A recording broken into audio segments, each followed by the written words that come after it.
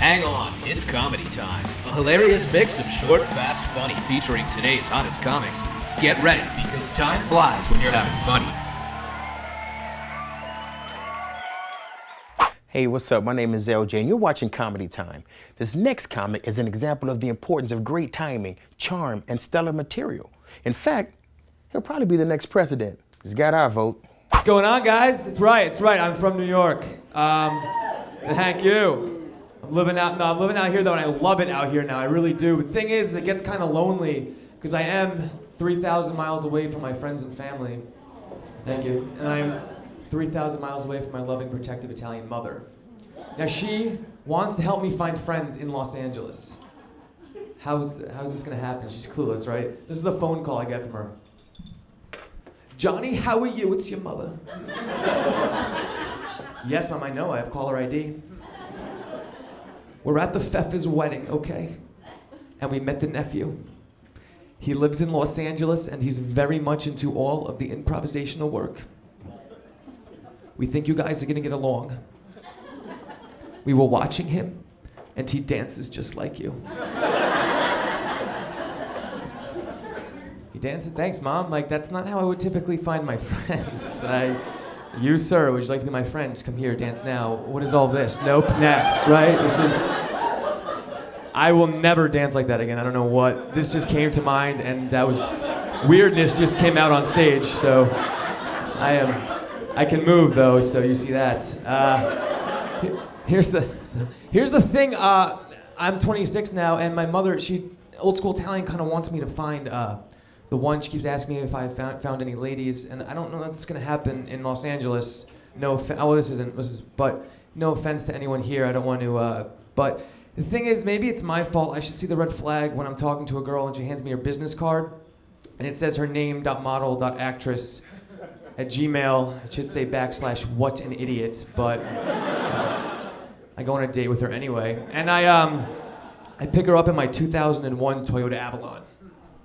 Yeah, right? Yeah, what's up, right? Yeah. Here's the thing, I like my Avalon. It's paid off, I have car insurance, gets me where we need to go. Leather interior, check engine lights on, whatever, we can... The thing is, I go and I pick her up in my Avalon, and I get out of my car like a gentleman and I walk to her door. We walk back down to my Avalon. She walks past it to the BMW parked next to it. Tries to get in the passenger seat. She looks at me and goes, unlock it. I was like, I would if that was my car. And she looked at me as if I was messing with her, as if I was trying to break in to this 2001 Avalon to steal the empty water bottles and comedy show tickets in the back for our date. I was like, this is gonna be a long, expensive, drunk evening.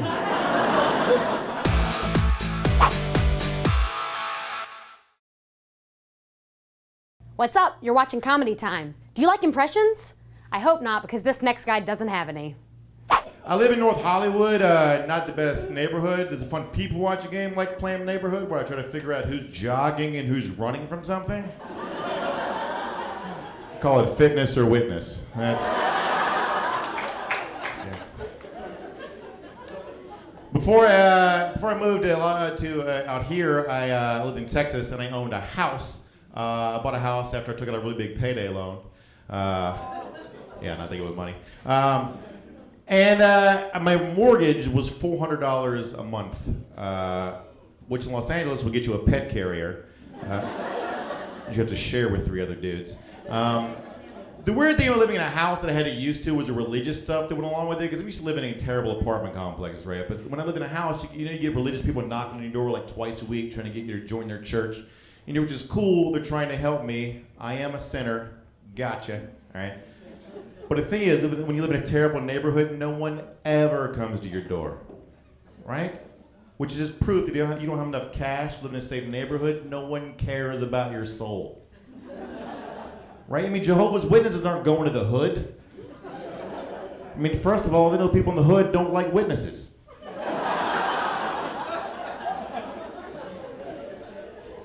You guys ever notice like poor people in apartment complexes that get no respect? Like restaurants always advertise home-style cooking, right? You never hear of apartment-style cooking.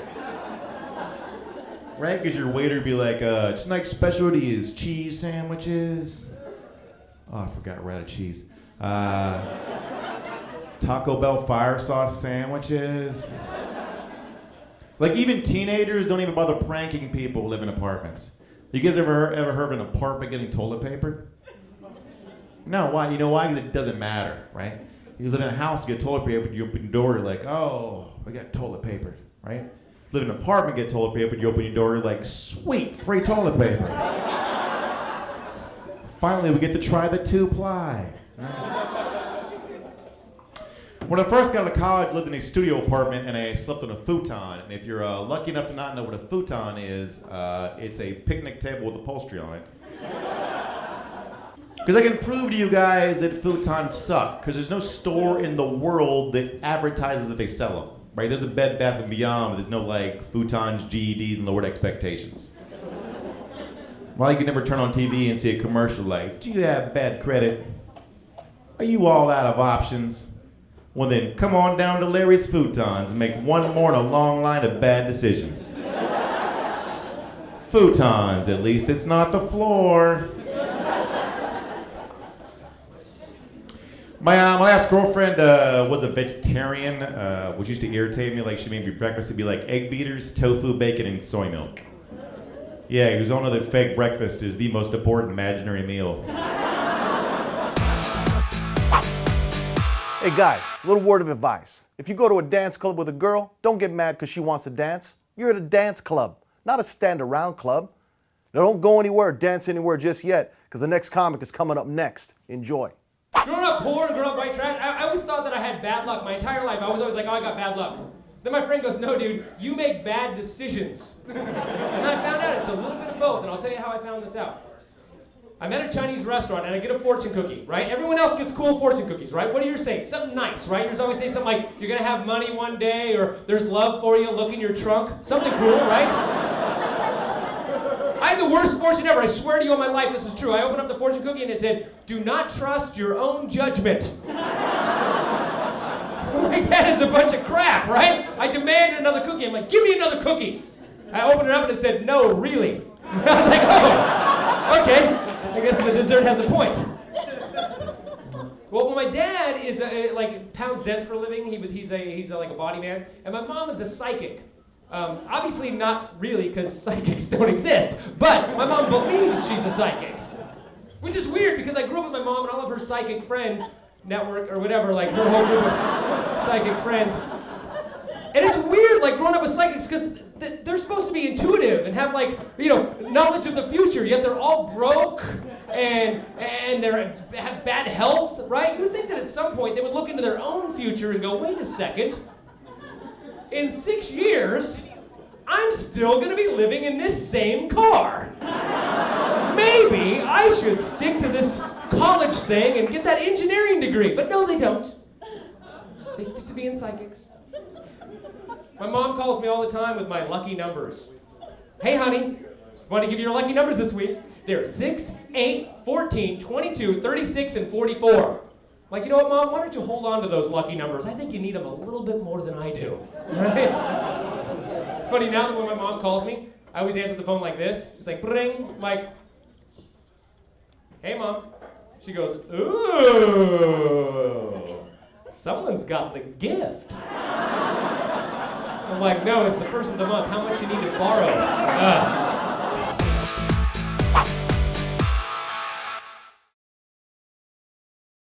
Hey, it's Tyler Boeh with Comedy Time, and you're going to love this next comedian. They're very funny and a nice person. They'd watch you if you were on Comedy Time. Yes, I did. I moved out to LA to be a pop star, and I started studying your pop stars, and what I noticed were some of your top ones. We've got Jessica Simpson. Woo! Woo! Here we go. This is what she sounds like to me. Another meditation.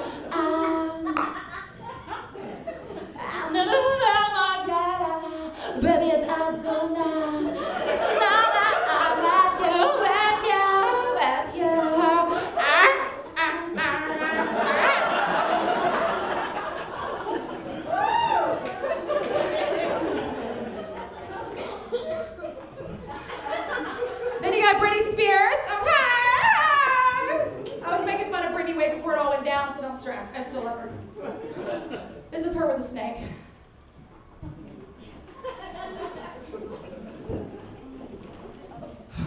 You people think I'm so young. I don't think I'm so young. I didn't think I needed to do what I got to do. So now listen.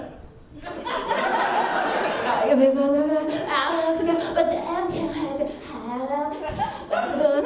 what I don't know how to hurt of that. Then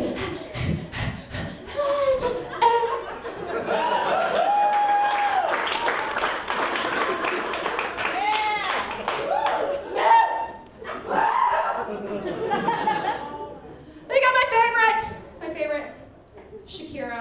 Woo! I love Shakira. The thing with Shakira, it's not that she breathes, but nobody knows what she's saying. Well, actually, maybe you do, but you really don't. You don't really know what she's saying. Here's Shakira.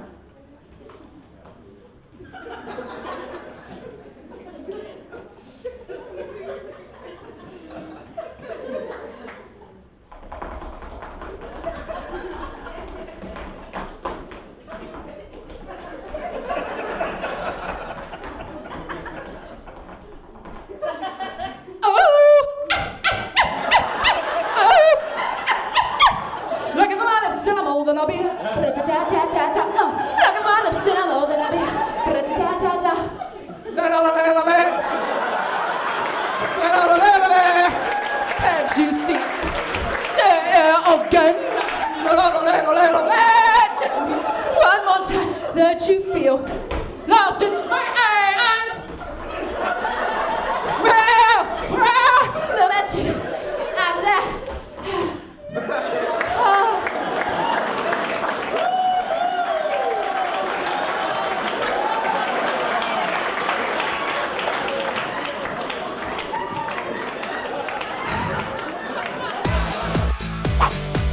Hi, I'm Josh Cheney, and you made it. We are Comedy Time, and you are about to laugh. This next comedian believes in truth, justice, and the American way. And by that, I mean getting back at all those jerks that made fun of them in high school. Things are going well. Like, I just turned 30 and I'm not in shape at all. Like, I get winded putting on my socks. Anybody? Just me? Yeah. Here's something, a couple weeks ago, I woke up and my ankle was sprained. I sprained my ankle in my sleep. Anybody? No? I don't know if my sheets were on too tight or whatever. A couple weeks before that, I woke up and my back was thrown out, you know? Like, I don't know, like, either I sleep violently or my wife is just drugging me and then beating the crap out of me while I'm asleep. Like, you stupid comedian, get a real job, you know? So, I've been traveling a lot. I went to Canada twice last year. That was fun. I don't know if you've been to Canada. They're really polite there, but they apologize for everything. Like, everywhere I went, everybody was just like, oh, sorry about that. Sorry. Sorry. Like, you get to Canada, there's a billboard. It says, welcome to Canada. Sorry. Like, I just got here, you know? Like, I didn't realize how weird it was until I got to my hotel and got on the elevator. I was staying on floor 10, and I pushed 10 right, and this other guy on the elevator, he pushes 6, and I'm guessing he's Canadian because he immediately starts apologizing. You know, he's like, oh, sorry about that. I see you got to get to 10 there. I'm on 6, so we're going to have to be making a little stop. I hope it doesn't ruin your trip. I'm like, dude, that's how elevators work, you know? Like, well, it was funny, but I realized at that moment that this guy, at one point in his life, was in a very similar situation, but it turned out way differently. Like, somebody got on the elevator, pressed 10, and he pressed 6, and that dude flipped out. He's like, what the hell do you think you're doing? I gotta get to 10, I'm an American, bam! Because that's what Americans do in foreign countries. Just yell and punch people. I don't know. Kind of want to make me get mugged in Canada just to have that experience, you know? Probably be nice, you know? Like, the guy comes up, stabs me in the gut, takes my money, starts apologizing. Yeah, I'm sorry I had to stab you there. You know, I needed the money and I figured you had some. And, you know, the recession's been tough up here, too. And I got some, wife and kids to feed, and I saw you walking along, and I said, that guy looks like he had some money, so I should stab him. So, there's a hospital down the street. You might want to check that out. Hope it doesn't ruin your trip. Meanwhile, I'm sitting there like, oh, what a nice guy. I hope his kids are okay. Where did he say that hospital was?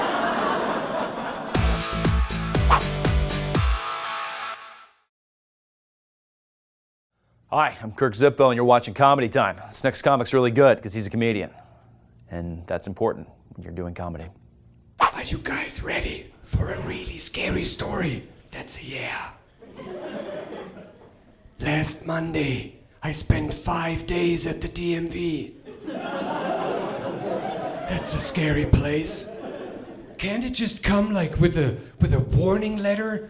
Something like, Dear Mike Karaba, when you come, bring this letter, your ID, food and water for a week,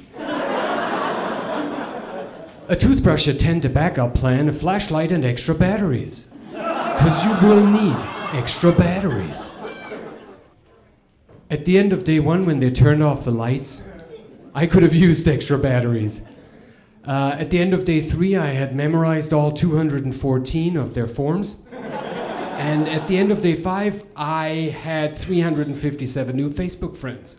And let me tell you, the DMV is the true, horrible social network of our time.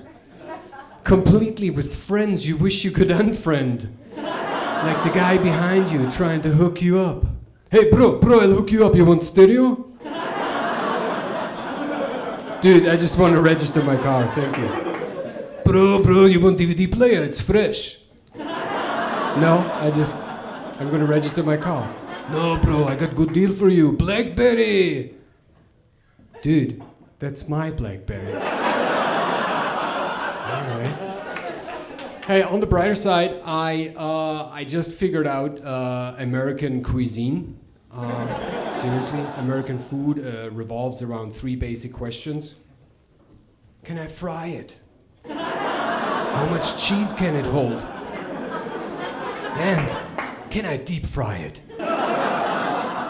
The answer is a big resounding yes. And also, if it fits on a bun, you can eat it. That's what I've learned. Oh. You know what really gets to me? Why do people feel compelled to say something nice about where you're from? So, case in hand, my wife and I, we spent last Christmas in Ohio, because that's where she's from. We go to a coffee shop, we talk, woman finds out we're from LA, she goes, literally, she says this, "You're from California? We've got earthquakes here too." Wow, that makes me feel so much better. That's like me going, "Oh, you're from New York? Hey, I got a couple of rude friends myself. Why don't you hang out afterwards? You're from Greece? Ha, awesome. My neighbor's broke too, Just filed for Chapter 11. Maybe you guys can hang. What's up, folks? It's Aarona, and you're watching Comedy Time, which is even more proof to my ex-boyfriend that I'm successful. Feels good to be a winner. Check out the next comic. This is a typical Fox News interview. Hi, I'm Bill O'Reilly, and this is No Spinzo. With me today is an analyst with the Barack Obama administration. Mr. Analyst, do you really think that Barack Obama has what it takes to fix the economy? And one answer the question. Oh, no, 2 seconds. I'm just trying to say it's really important. No, I don't think 2 seconds. Liberal agenda, It's I don't really think so. important. You get it all settled. Thank you. Thank you very much. Thank you. Thanks. And now, this is the artist formerly known as Prince, if he were reincarnated as a screen door.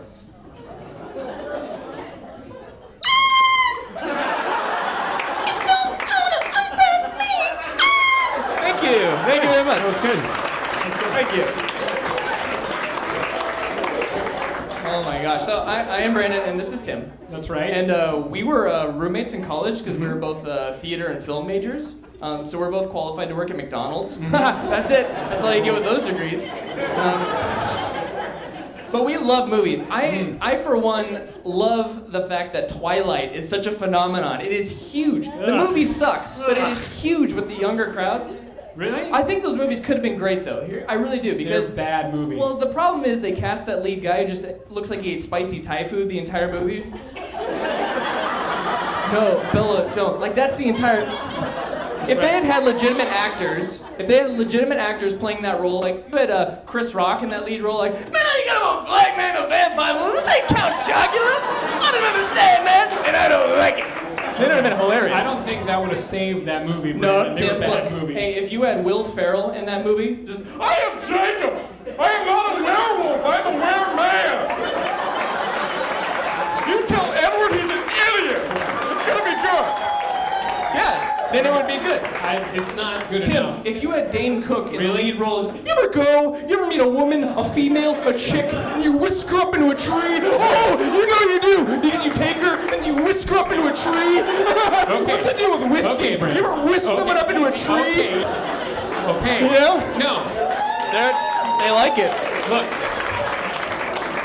We get it, okay? You can do impressions, okay? It's the lowest form of comedy. Anybody can do an impression. No, well, to be honest with you guys, Tim hates it when I start this bit because he can't do any impressions. That's not true. Right. Yes, That's not true. I do a pretty good Al Pacino, actually. All right, do your Al Pacino. Let's hear Al Pacino. All right, this is Al Pacino. Here we go, Al Pacino. That's a cappuccino. Okay. That's not Al Pacino. All right. Cappuccino. Okay, this is basketball star Shaquille O'Neal. Here we go, Shaquille O'Neal.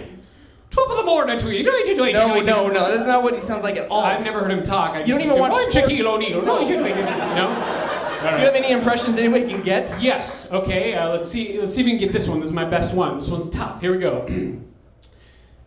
I'm a robot. Beep bop boom. Tom Cruise. You got it. Nice. Wow. Perfect. Good job. Minority Report.